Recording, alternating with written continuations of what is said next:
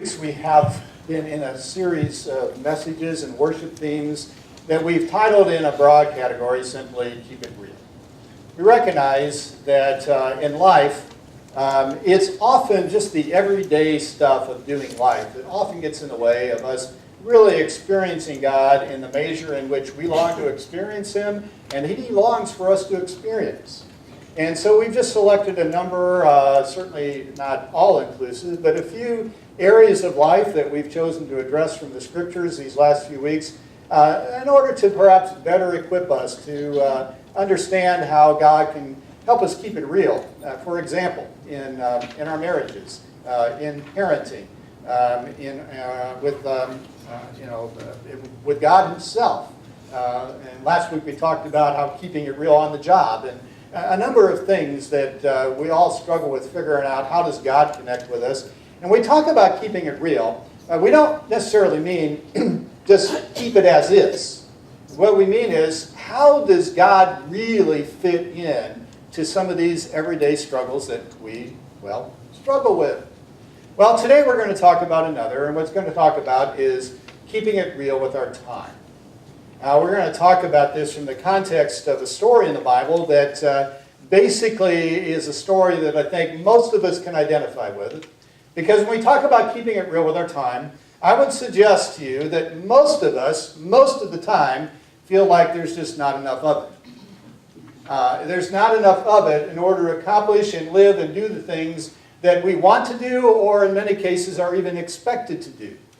And the story that we're going to take a look at is a story where that was very much the same case. So we begin to realize that a lot of these everyday issues, if we kind of take a little time to look through the Scriptures, we'll often find maybe an insight. Now, we're not suggesting that in this few minutes here or any of these topics that what we look in the Scriptures is the final word, but hopefully there's a nugget or two here of truth that you can walk away with to maybe allow you to incorporate in your life, and maybe keeping it real with God would be a little bit more of a reality in that.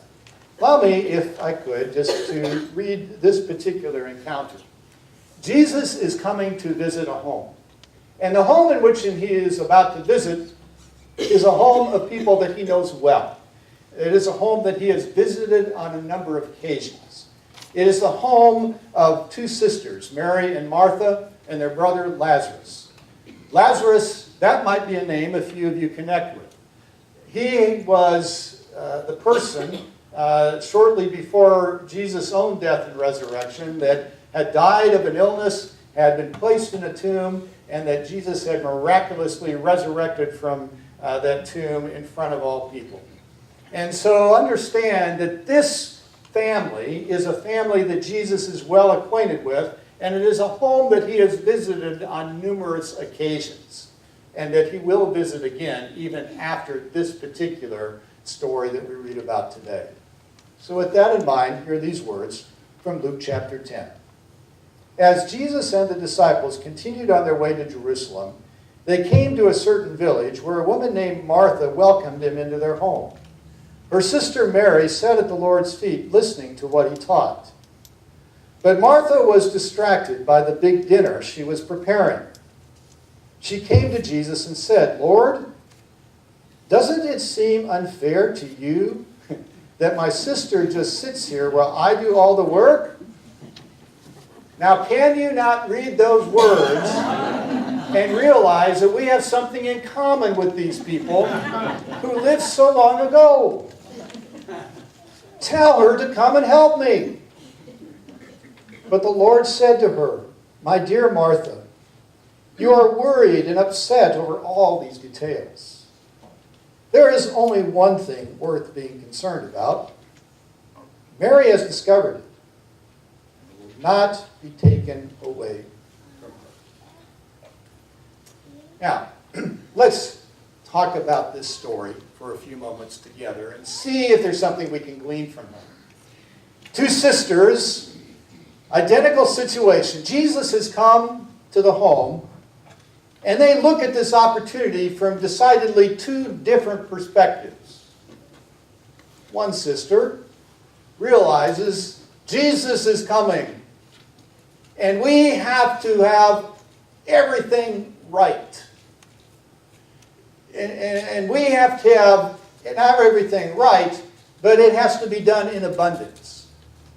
And in order to have everything right and done in abundance, there is a lot of work that has to be done to make that happen. And she is stressed. She is stressed. Because in her mind, there is too much preparation to do this right and in abundance for her to do alone. And because of this, she begins to realize, I have a sister in this house who could be helping me with this, and she's not. And so she goes and she makes an appeal, not to her sister, but to Jesus, assuming, apparently, that Jesus is obviously going to agree with her. And to take on the role of the person who's going to scold her sister and basically prod her sister into offering some assistance. The other sister, Mary, simply looks at this as an opportunity to hear what Jesus has to say. There's been other opportunities like this that have transpired before. There will be more to come. But just like Martha, she realizes this is an opportunity not to be trifled with.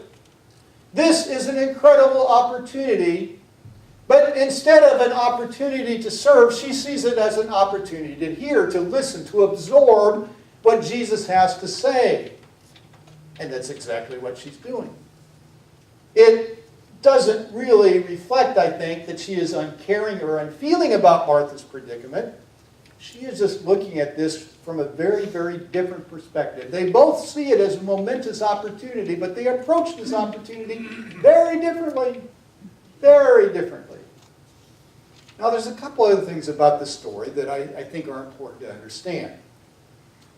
In the Bible, when you read a story like this, it's important to take a moment at least and look forward and backward from that story to see the context in which the human writer placed that story in the Scriptures. Because the context of the story will give us at least some picture, maybe, of the bigger picture of what's going on here. In this particular story, it follows another story in the Scripture, which I think many of you are familiar. It is the story immediately preceding this particular encounter is a parable Jesus tells. It's called the parable of the Good Samaritan. How many of you have heard of this parable before? Okay, most of you. The parable of the Good Samaritan is a parable about how important it is to serve. The parable of the Good Samaritan is a parable that Jesus tells about a man who is injured along the road because he's been robbed and beaten. And he's left along the side of the road, presumably to die of his wounds. 3 different people come by. The first 2 move on by. The third one stops and helps the man and offers assistance in a number of ways. This man happens to be a Samaritan, who is the least likely person that anyone wants to hear anything good about in terms of who Jesus is talking to, because the Jews of his day, the Samaritans of the day, did not get along, did not like each other. It's not a big secret. So the fact that there could actually be a good Samaritan, well, that just didn't make sense. But it is a parable about the importance to take time out to serve others. So, one of the things we need to remember in terms of what Martha is doing, Jesus wants us to learn to serve. So whatever he is saying to Mary and Martha in this story, he is not contradicting what he has just said about the importance of serving, but he is bringing some balance to the equation. Because the reality is, you can only serve to the extent that your own capacity to serve others is being replenished. And if that's not happening, sooner or later, we call it a variety of things in our culture. We can call it burnout, we can call it nervous breakdown, we can call it all kinds of stuff. And we need to understand that Jesus doesn't desire us to serve from an empty bucket. And so, having told the parable of the Good Samaritan that Luke chooses to quote, Luke positions the story with Mary and Martha at a very strategic place to add a measure of balance to what he had already said. Because serving is part and parcel. It's an incredibly important part of what it means to be a disciple of Jesus Christ. If we don't serve, we're being, in my opinion, according to the Scriptures, disobedient to God's call. Now, serving obviously involves doing it according to our gifts and abilities and all that, but it is a fundamental part. Jesus here offers some balance. So there is nothing wrong. Martha is not sinning by serving. Martha understands this is an important opportunity, and we should take advantage of us and let the Master know how much we love him by really going over the top here. And so the decision and the perspectives here are not between good and bad. It's between good and better. Or at least a major balance. Very, very important. You see, entertaining Christ, I mean, well, let me ask you. If Jesus were alive today and he was coming to your house, what would you be doing? I bet you an eye would never look as clean as it would look on that day. And, you know, if you have the good china that's been in the cupboard for 5 years, or perhaps since your wedding day, it's finally coming out. You have a reason to bring it out. So, I mean, I could go on and on, but you get the idea. Most of us can identify with Martha because this is important stuff. Jesus is coming to visit. There is no guest imaginable that we would want to do greater preparation for. But the reality still remains. In the midst of it all, even though it's done for Jesus, she is stressed to the max. To the point where it's starting to become an issue in her relationship with her sister. And you begin to see the tinge of resentment, the tinge of pity party. All that begins to creep into Martha's life here to the point where she comes to Jesus and asks him essentially, fix this. Actually, she doesn't want that. She means fix her. To which Jesus does not respond as she expected it to. By the way, typically when we go to Jesus and tell him how he ought to fix something,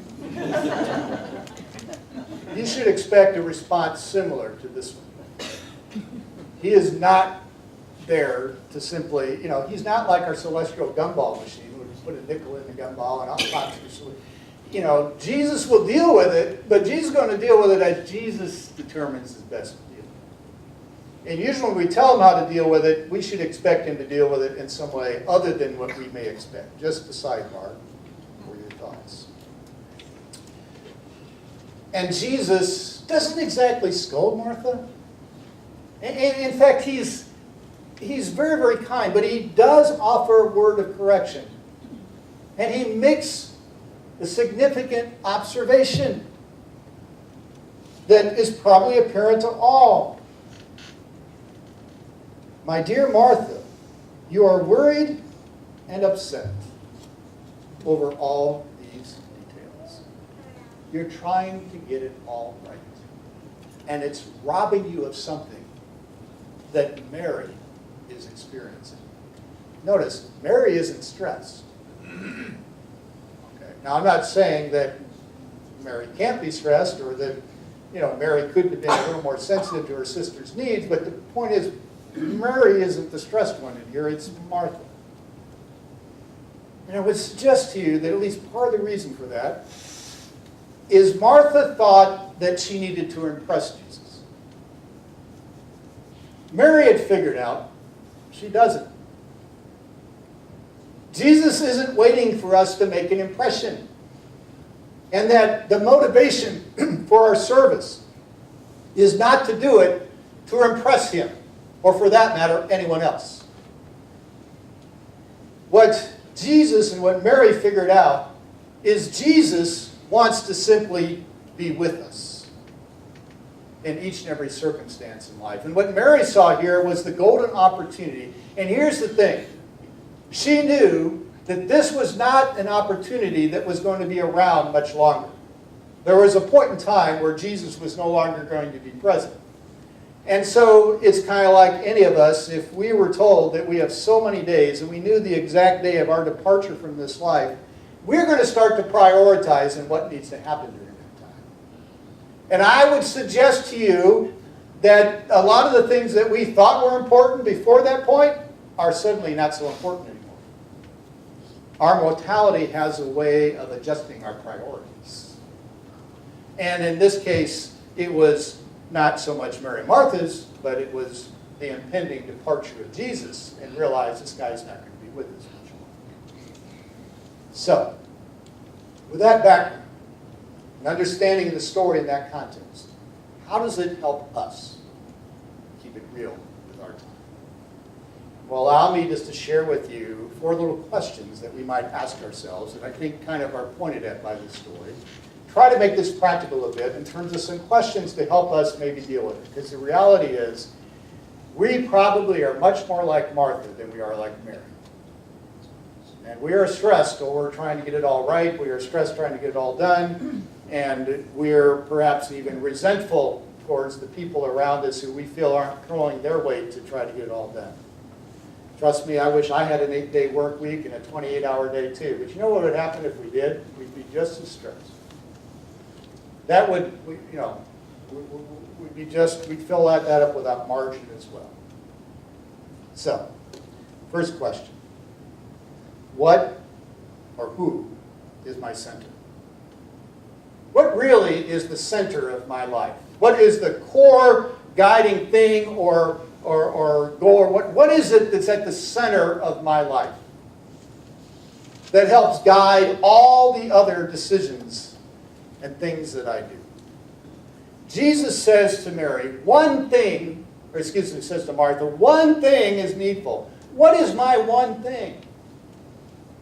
What really is my one thing? Is it pleasing my kids? Is it pleasing my family? Is it pleasing my boss? Is it, and I realize all those things factor into it. But until we figure out for me personally, what really is at the core, what really is at my center, who am I and what am I obligated to and committed to at the core of my life, it's very, very difficult to sort through the rest of it all.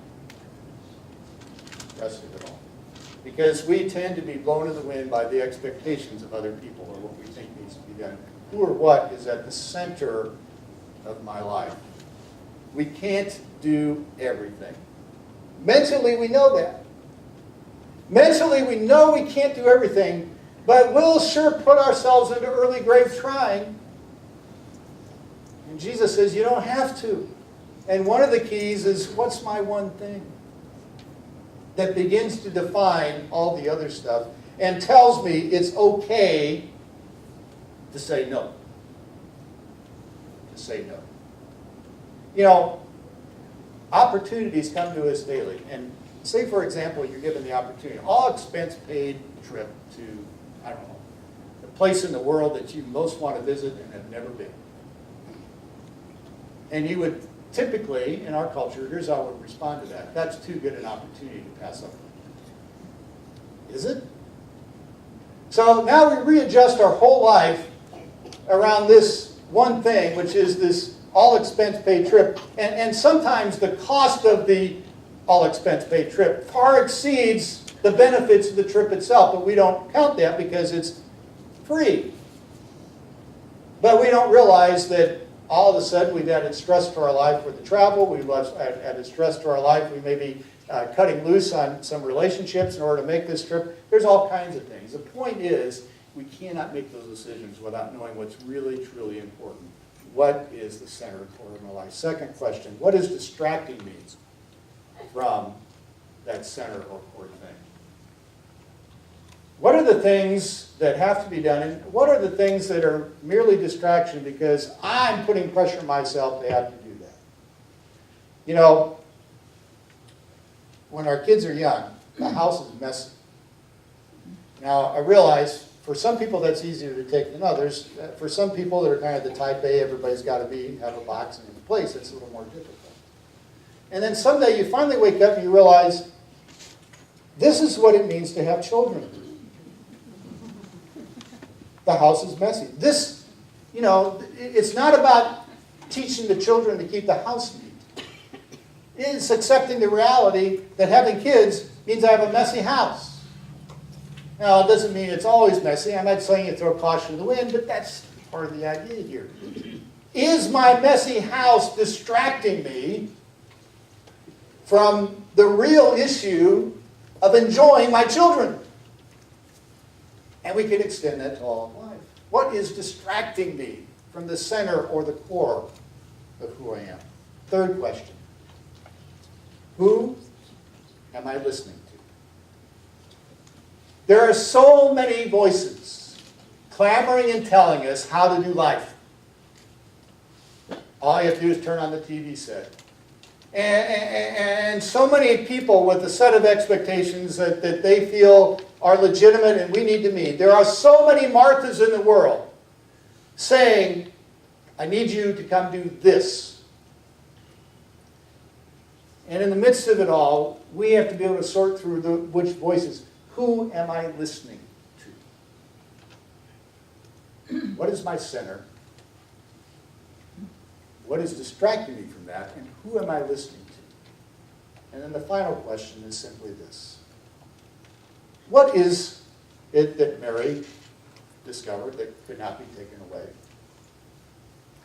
If we're going to keep it real with our time, if we're going to have some idea to experience what Mary had discovered and Martha was still working on, we have got to begin to do one thing. We have to make a decision to give at least part of our day to doing what Mary did and simply listening to what Jesus has to say. What Jesus has to say. Of all the voices clamoring for our attention, Jesus says, Mary discovered the one voice that's most critical to us sorting through this. And you say, I don't have time. I don't have time to spend a few minutes with Jesus each day. I'm going, oh yeah. That's exactly the point. You don't. This is what you make time for. But here's what I do know. 5, 10, 15 minutes a day of simply reading the Scriptures and allowing the voice of Jesus to speak to us gives us a whole better perspective and a chance of gaining perspective on controlling what's important, what needs to be at the center, and what are merely distractions. You see, the lesson of Mary is that Mary Martha is that serving Jesus is important, but hearing from Jesus is a vital part of serving him well and effectively and without bitterness and resentment. And that time that we set aside simply to sit at the feet of Jesus and allow him to speak is critical to the rest of it all sorting out. And if there's one lesson I learned about time, if there's one thing I could say to you today that say, I can't tell you what your priorities need to be, should be, whatever. What I can tell you is this, that if not at the top of the priority list, as I set aside at least a little time each day to hear the voice of God in my life through reading his Scriptures and through praying, I'm going to have a very difficult time answering the rest of those questions. Now, folks, is it not worth 15 minutes, 10 minutes a day to get a little perspective, to experience a little bit more of the peace that Mary had and a little less of the stress that Martha experienced? I would suggest that I would hope that would be so. Let's pray. Father, thank you. Thank you for this story. These two ladies, so loved and blessed by the Lord. And Martha, even in her stress, was no less loved or appreciated or esteemed. But Lord, deliver us from the need to have to impress you or impress others. May we live out of the center of our life because you have helped us prioritize what is important and what merely are the distractions that need to just fall by the wayside or can be easily ignored.